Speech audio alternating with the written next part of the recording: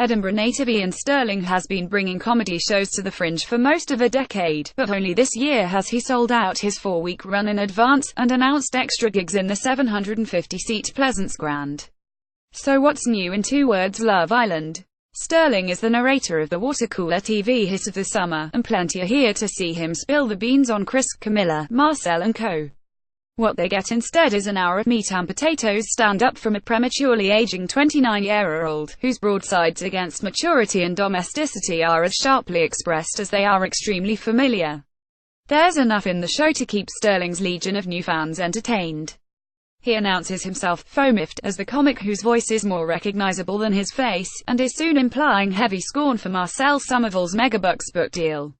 "I've made idiots into millionaires," quips our host. But he engages only skin-deeply with the Love Island phenomenon, embarking instead on a dismayed routine about the gentrification of Leith in the years since he and his teenage mates visited for a whiff of junkies and sex work exoticism.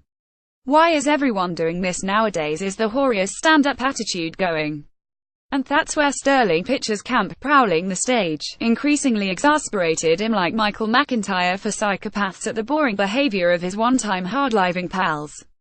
The out-of-time man-child pose comes as standard, and some of the jokes are old hat, the one about withholding affection for other people's babies, it could be a racist baby, and another about wanting to be racist when HESNOAP. But so-so material is redeemed by the simmering level of petty fury with which Stirling animates it, never more so than in the skit about slow wine drinking at a genteel dinner party. Before he was Mr. Love Island, Stirling was a long-standing CBBC presenter, and the second half lingers on life as a famous face to children, and children alone. An anecdote about a doomed pilot for a kids' stand-up show, and another inconclusive one about a room mix-up at a Melbourne hotel round off a show that should consolidate Stirling's new fan base.